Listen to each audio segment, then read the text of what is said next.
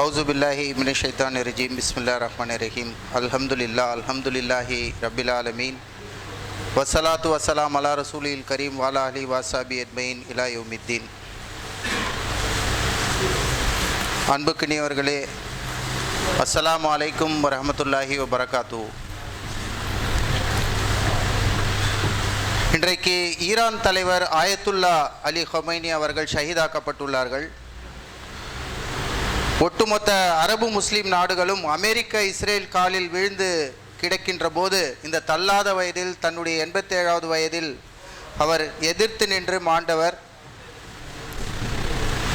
இறைவன் அவரை பொருந்திக் கொள்வானாக, அவருக்கு உயர்ந்த சொர்க்கத்தை தருவானாக என்று துவா செய்த வண்ணமாக இன்னா லில்லாஹி வ இன்னா இலைஹி ராஜிஊன் என்று சொல்லிக்கொண்டு எனது உரையை ஆரம்பம் செய்கின்றேன். கடந்த வாரத்தில் இந்த போர் துவங்குவதற்கு முன்பாக யுஎஸ் செக்ரட்டரி மார்க்கோ ரூபியோ அவர்கள் சொன்ன வார்த்தைகளை கொண்டு நான் இந்த உரையை ஆரம்பம் செய்கின்றேன். It's going to be hard. It's been very difficult for anyone to deal with Iran because they are making theological decisions not geopolitical ones அப்படின்னு சொல்லிட்டு சொன்னார். ஈரானுடன் ஒரு ஒப்பந்தம் செய்வது மிக கடினம். ஏனென்றால் அவர்கள் தூய இறையியல் அடிப்படையில் முடிவுகளை எடுக்கிறார்கள், புவி அரசியல் அடிப்படையில் அல்ல. ஆனால் நாங்கள் முயற்சி செய்கின்றோம். உயிர் தியாகம், ஒரு பதவி உயர்வு என்று நினைக்கும் மக்களுடன் பேச்சுவார்த்தை நடத்துவது கடினம். ஒருவேளை இது வேடிக்கையாக இருக்காது. ஆயத்துல்லா அலி ஹமைனி எங்களின் ஜனாதிபதி ட்ரம்பிடம் பேச மறுக்கிறார். சாத்தான்களுடன் பேச்சுவார்த்தை நடத்தலாமா என்று நேரடியாக ஈரான் மக்களிடம் கேட்கிறார். ஆயத்துல்லா ஹமைனி அவர்கள் அமெரிக்க அதிபர் மீண்டும் மீண்டும் உலகிலேயே சக்தி வாய்ந்த இராணுவம் அமெரிக்கா தான் என்கின்றார். வரலாற்றிலே இப்படி தாங்கள் தான் சக்தி வாய்ந்தவர்கள் என்று சொல்லிக் கொண்டிருந்தவர்களை உலகம் ஓங்கி அறைந்துள்ளது. அது மீண்டும் அவர்களால் எழ முடியாமல் கூட போயிருக்கிறது. அரபு முஸ்லிம்களே, நீங்கள் நீதிக்காக எங்களுடன் நில்லுங்கள். நிச்சயமாக அல்லாஹ் நம்மை கைவிட மாட்டான் என்று அழைப்பு விடுத்து கொண்டே இருந்தார். இந்த தீனை மேலோங்க முஸ்லிம்கள் ஒன்றிணைய வேண்டும் என்று அவர் சொல்லிக்கொண்டே இருந்தார். ஆனால் இன்றைக்கு அவரை காட்டி கொடுத்தது யாரு? Saudi Arabia. நம்மால் தான் காட்டி கொடுத்தான், வேற யாரும் நம்மால் தான் காட்டி கொடுத்தான். ஆகவே இன்றைய தலைப்பில் நான் ஒரு சில விஷயங்களை உங்களோடு பகிர்ந்து கொள்ள ஆசைப்படுகின்றேன். முஸ்லிம் ஸ்பெயின் என்ற தலைப்பில் சில கருத்துக்களை நான் உங்களோடு பேச ஆசைப்படுகின்றேன். ஒரு காலத்தில் முஸ்லீம்கள் ரோல் மாடலாக இருந்தாங்க, இந்த உலகத்துக்கே ரோல் மாடலாக இருந்தார்கள், முன்னோடிகளாக இருந்தார்கள். குறிப்பாக நபிகள் நாயகத்திற்கு பிறகு சஹாபாக்களை வரலாற்று ஆசிரியர்கள் மனித புனிதர்கள் என்று சொல்வார்கள். மனித புனிதர்கள் என்று குறிப்பாக 4 கலிஃபாக்களுடைய ஆட்சியிலே இந்த முஸ்லிம் சமுதாயத்தின் மீது மாபெரும் மரியாதை இருந்தது. அந்த ஆட்சியாளர்கள் எல்லாம் மிக எளிமையான ஆட்சியை நடத்தினார்கள். அபூபக்கர் சித்திக் அலி அவர்கள் மிகப்பெரிய செல்வந்தர். உமர் அலி அவர்கள் மக்காவில் நடக்கின்ற சண்டை சச்சரவுகளுக்கு அவருடைய குடும்பத்தை தான் கூப்பிடுவார்கள். ஆகவே அவர்கள் எல்லாம் ஆட்சியிலே இருந்தாலும் மிக எளிமையான ஆட்சியை அவர்கள் நடத்தினார்கள். மக்கள் இவர்களை பார்த்து பயப்படவில்லை, மாறாக மக்களை பார்த்து இவர்கள் பயந்தார்கள். இப்படிதான் ஆட்சி இருந்தது. அதன் பிறகு உமையாக்கள் வந்தார்கள், அப்பாசியாக்கள் வந்தார்கள். ஸ்பெயினிலே முஸ்லிம்கள் கிட்டத்தட்ட 711 1492 வரை 781 ஆண்டு காலம் ஆட்சி நடத்தினார்கள். அந்த காலத்தில் பல்வேறு ஆராய்ச்சிகளை அவர்கள் செய்தார்கள். த கோல்டன் ஏஜ் என்று சொல்வார்கள். 756 1031 வரை ஸ்பெயினின் முஸ்லிம் காலம் பெரும்பாலும் கற்றலின் பொற்காலம் என்று சொல்லப்பட்டது. கற்றலின் பொற்காலம். நவீன பல்கலைக்கழகங்களை அவர்கள் உருவாக்கினார்கள், மாடர்ன் ஸ்கூல்ஸை உருவாக்கினாங்க. மேற்கத்திய வரலாற்று ஆசிரியர்கள்லாம் வியந்து சொல்லக்கூடிய செய்தி என்னவென்றால், அதிகாலை 7 அல்லது 8 மணிக்கு தொடங்கும் பள்ளிக்கூடம் மாலை நேரம் வரை இருக்கும். கற்கும் காலங்கள் என்பது 10 மாதங்கள், 2 மாதங்கள் விடுமுறை, வாரத்திற்கு 38.5 மணி நேரம் பள்ளிக்கூடம், 1.5 நாள் வாரத்தில் விடுமுறை என்பது அவர்களுடைய கால சூழ்நிலைக்கு தகுந்தாற்போல் அவர்கள் அந்த சிலபஸை, அந்த அகாடமிக் சிலபஸை அவர்கள் இந்த உலகத்துக்கு கொடுத்தவர்கள் ஸ்பெயின் முஸ்லிம்கள். முதலே வீட்டு சிறுவர்களை எல்லாம் ஒன்றாக சேர்த்து மொத்தமாக ஒரே இடத்திலே அவர்களுக்கு பாடங்களை சொல்லிக் கொடுக்கின்ற விஷயத்தை முஸ்லிம்கள் தான் உலகத்திற்கு சொல்லிக் கொடுத்தார்கள். அதிலே குறிப்பாக விவசாயம், கால்நடை மருத்துவம் அதனை கற்றுக் கொடுப்பதற்கு தியரி அல்லாமல் பிராக்டிக்கல் நாலேஜ் அவர்களுக்கு கொடுக்க வேண்டும் என்று களங்களுக்கு கொண்டு போய் அந்த மாணவர்களுக்கு பயிற்சி அளித்தார்கள். அப்போது ஐரோப்பாவை இருண்ட கண்டம், த டார்க் கண்டென்ட் என்று சொல்வார்கள். ஐரோப்பாவின் மன்னர் குடும்பத்து பிள்ளைகளும் செல்வந்தர் வீட்டு பிள்ளைகளும் ஸ்பெயினிலே உள்ள கார்தோபா என்ற யூனிவர்சிட்டியிலே பயில்வதற்கு அனுப்புவார்கள். அங்கு கல்வியை பயின்று ஐரோப்பாவிற்கு திரும்பி வரும்போது தங்களுடைய சொந்த நாட்டிலே பேசும்போது அவர்கள் ஆங்கிலத்துக்கு பதிலாக அரபு மொழி சொற்களை அதிகமாக பேசுவார்கள். அதில் அவர்கள் பெருமையும் கொள்வார்கள். அதுதான் சிறப்பு என்று சொல்வார்கள். இவையெல்லாம் ஐரோப்பிய வரலாற்று ஆசிரியர்கள் தருகின்ற குறிப்புகள். கிட்டத்தட்ட 711 1498 வரை 781 ஆண்டு காலம் அறிவின் உச்சத்தில் இருந்தவர்கள் இன்றைக்கு முஸ்லிம்கள் என்ன ஆனார்கள்? SC ST விட கீழே இருக்காங்க கல்வி அறிவிலே. இன்றைக்கு ஸ்பெயின் கிட்டத்தட்ட ஒரு முஸ்லிம் கூட இல்லாத அளவுக்கு அங்கே எல்லா முஸ்லிம்களையும் அழித்து ஒழித்தார்கள். 120 ஆண்டு கால திட்டம் என்று சொல்கிறார்கள். 120 ஆண்டு கால திட்டம். கிறிஸ்தவர்களும் ஐரோப்பியர்களும் ஒரு திட்டத்தை உருவாக்கினார்கள். 120 ஆண்டு காலம் முடிவடைந்த போது கடைசியாக ஸ்பெயினிலே உள்ள முஸ்லீமை கூட அவர்கள் கொன்றொழித்தார்கள். நீ முஸ்லீமாக வாழ்ந்தால், நீ முஸ்லீமாக முதல்ல வாழக்கூடாது, அப்படி நீ வாழ்ந்தால் பேரளவு முஸ்லீமாக இருந்து கொள்ளலாம், உன்னுடைய பிள்ளைகளுக்கு நீ எந்த முஸ்லீம் பெயரும் வைக்கக்கூடாது, அவர்களுக்கு இஸ்லாமிய ஒழுக்கத்தை சொல்லித்தரக்கூடாது, இஸ்லாமிய தீனை சொல்லி தரக்கூடாது என்று அவர்கள் கட்டாயப்படுத்தினார்கள்.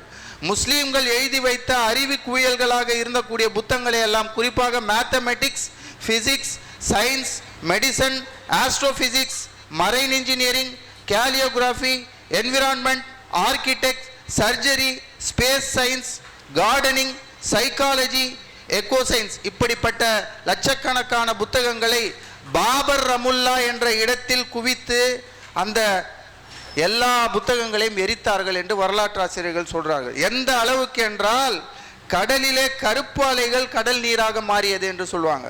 சில நேரங்களில் அலைகள் எழும்பாமல் கடல் நீர் அடர்த்தியாக மாறியது. அவ்வளவு அறிவு குவியல்களை போட்டு எரித்தார்கள்.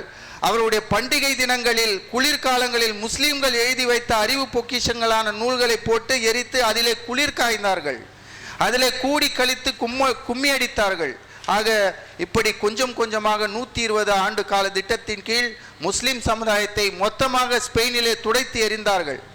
அப்படி அவர்களை அழித்தொழித்த நேரத்தில் முஸ்லிம்கள் என்ன அனாதைகளாக இருந்தார்களா மற்ற பாகங்களிலே என்ற கேள்வி உங்களுக்கு எழலாம். உலகத்திலே அந்த காலத்தில் முஸ்லிம்கள் வெற்றி கொடியை நாட்டிக் கொண்டிருந்தார்கள். துருக்கியிலே உஸ்மானிய அரசு இருந்தது, இந்தியாவிலே முகலாய அரசர்கள் இருந்தார்கள், எகிப்திலே ஒரு வளமான ஆட்சி இருந்தது. ஆனால் அவர்களெல்லாம் இப்படி நடப்பதை பற்றி எந்த கவலையும் அக்கறையும் இல்லாதவர்களாக இருந்தார்கள்.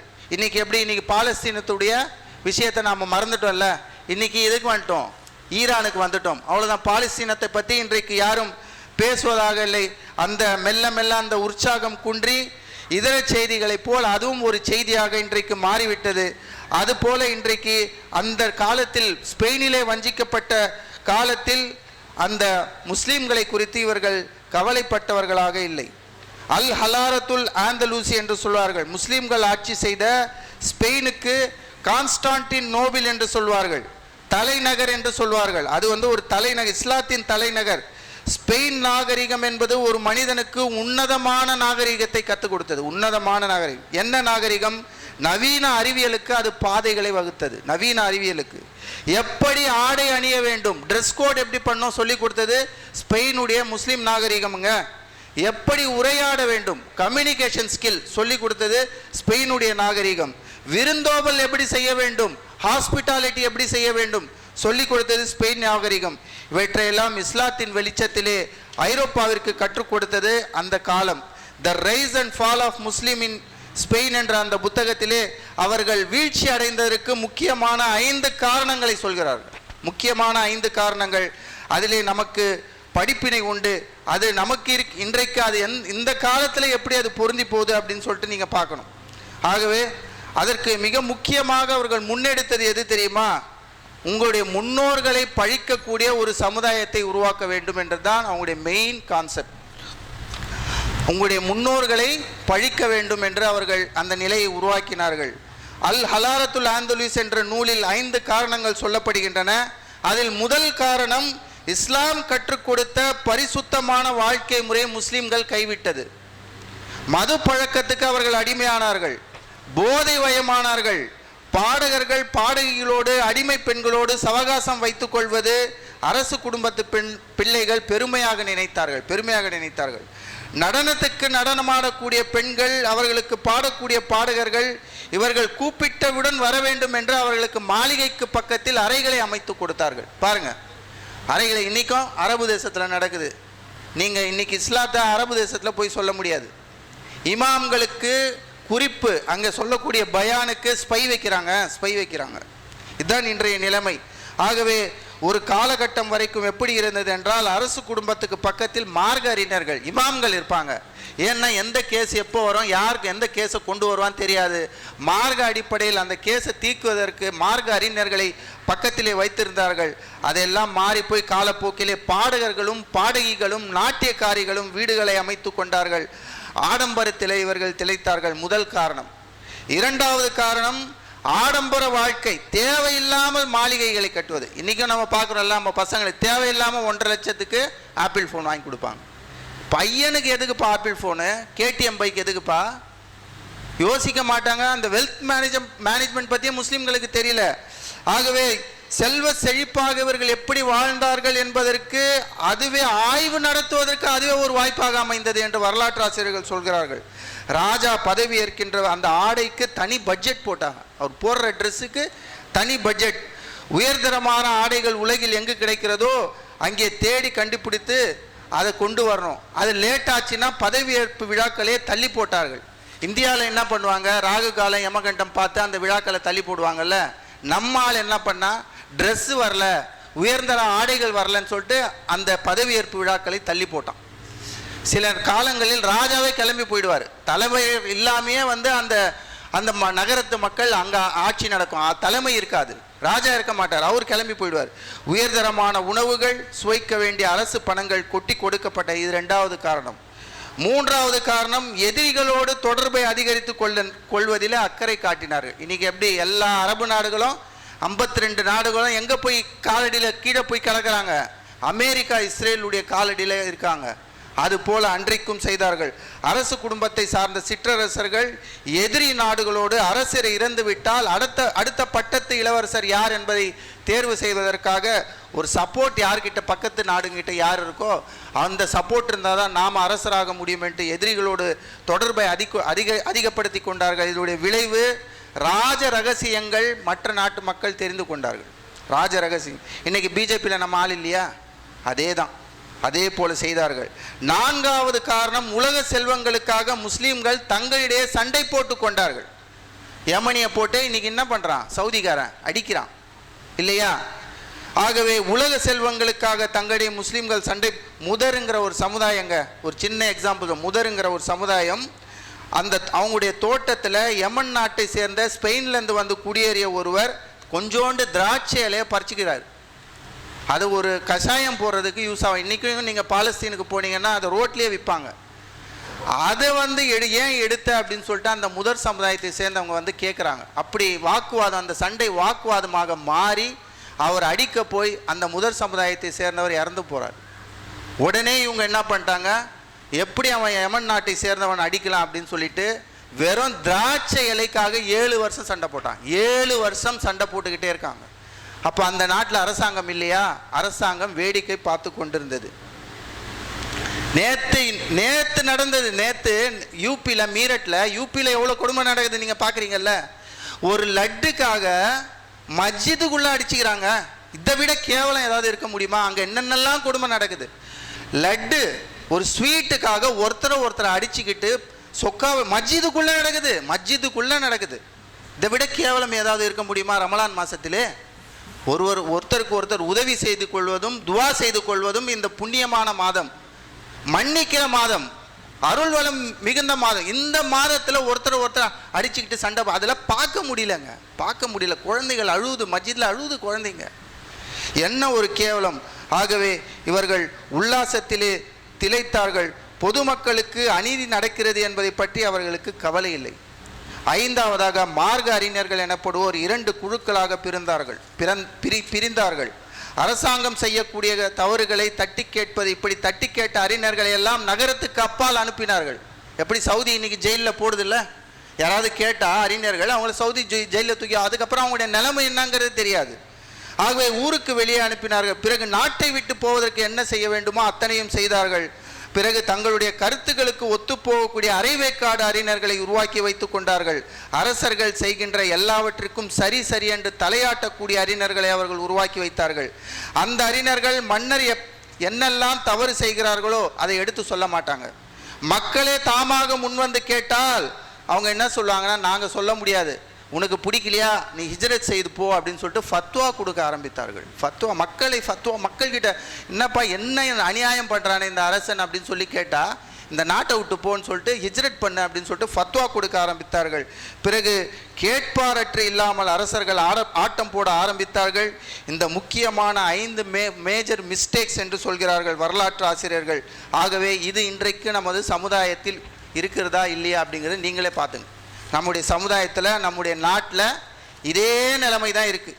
இதே நிலைமை நீடித்தால் நமக்கு நாளைக்கும் இதே விஷயங்கள் தான். இந்த மேஜர் 5 மிஸ்டேக்ஸ் முக்கியமான, திரும்ப ஒரு முறை சொல்கிறேன், இந்த ஸ்பெயினிலே முஸ்லீம்கள் முற்றிலுமாக அழிந்து போவதற்கு மிக முக்கியமான காரணங்கள். 1, இறைவனால் கொடுக்கப்பட்ட வாழ்க்கை நெறி, குரானை கைவிட்டது, வாழ்க்கை நெறியை கைவிட்டது, அந்த லைஃப் ஸ்டைலை விட்டது. 2வதாக ஆடம்பர வாழ்க்கை, தேவையில்லாத செலவுகளை செய்தது. இன்றைக்கும் அது முஸ்லீம்கள் கிட்ட இருக்கத்தான் செய்கிறது. 3வதாக எதிரிகளோடு தொடர்பை அதிகரித்து கொள்வதிலே அக்கறை காட்டியது. இன்றைக்கு பிஜேபியில் போய் சேர்றான்ல நம்ம ஆள், அவன் பிரைம் மினிஸ்டர் செய்கிறதெல்லாம் கரெக்டுன்னு சொல்லிக்கிட்டு சேர்றான்ல, கேட்டால் தௌஹீத் பேசக்கூடியவன் தான். இன்றைக்கி தௌஹீத் பேசக்கூடியவன் தான் இன்றைக்கி ஆயத்துல்லா ஹுமைனியும் காட்டியும் கொடுத்தவன். ஆகவே உலக செல்வங்களுக்காக 4வது காரணம், முஸ்லீம்கள் தங்களிடையே சண்டை போட்டு கொண்டது, உலக செல்வத்துக்காக சண்டை போட்டு கொண்டது. 5வதாக மார்க்க அறிஞர்கள் 2 குழுக்களாக பிரிந்தது. இது மிக முக்கியமான படிப்பினை நமக்கு இருக்கிறது. இந்த வரலாற்றிலே மிக முக்கியமான படிப்பினை இருக்கிறது சகோதரர்களே. நம்முடைய நிலைமை இந்தியாவில் என்ன இருக்கிறது நாம் தான் பார்த்துக்கணும். சவுத் இந்தியாவில் எல்லாருமே இன்றைக்கி ஒத்துமையாக இருக்காங்க. நார்த் சைடில் அந்த நிலைமை கொஞ்சம் கொஞ்சமாக இன்றைக்கு வருகிறது. இவற்றையெல்லாம், இந்த வரலாறுகளை எல்லாம் படித்தால்தான் இந்த ரமலான் மாதத்திலே நமக்கு ஒரு தெளிவான மைண்ட் செட் ஒன்று வரும். நம்முடைய பிள்ளைகளுக்கு இந்த வரலாறுகளை பேச வேண்டும், நம்முடைய குடும்பங்களில் இந்த வரலாறுகளை பேச வேண்டும். நாம் ஆகச்சிறந்த உரையாடல்களை நாம் அவர்களுக்கு சொல்லிக் கொடுக்க வேண்டும். த ஹெல்த்தியஸ்ட் கான்வர்சேஷன் இன்றைக்கி குடும்பங்களில் இல்லைங்க, இல்லை. ஒரு ஃபங்க்ஷன் நடக்குது, அங்கே ஒரு ஹெல்த்தியஸ்ட் கான்வர்சேஷன் இல்லை. ஆகவே இவற்றையெல்லாம் சொல்லக்கூடிய மிக முக்கியம், நம்மளை பற்றி எதிரி நம்மளை விட நம்முடைய மார்க்கத்தையும் நம்முடைய கலாச்சாரத்தையும் நம்முடைய பண்பாட்டையும் தெளிவாக தெரிஞ்சு வச்சுருக்கான். அதனால தான் ஈஸியாக அடிச்சுட்டு போயிட்டே இருக்கான். ஆகவே இதை குறித்து நாம் மிக்க விழிப்புணர்வுடன் இருக்க வேண்டும். இந்த ரமலான் மாதத்தை மிக முக்கியமாக வெறும் இபாதத்துக்களில் மட்டும் நீங்கள் செலவு செய்யாமல், அதிலே ஒரு செலவு செய்யணும், தப்புன்னு சொல்லலாம், அதுதான் முக்கியம். ஆனால் அதில் ஒரு 10% இது போன்ற வரலாறுகளை நாம் கண்டிப்பாக உள்வாங்கி படித்து நம்முடைய பிள்ளைகளுக்கு சொல்ல வேண்டும் என்று சொல்லிக்கொண்டு வாய்ப்பளித்த இறைவனுக்கு நன்றி கூறியவனாக எனது உரையை முடித்துக் கொள்கிறேன். வாஹிரு தாவானா அனில் ஹம்துலில்லாஹி ரப்பில் ஆலமீன்.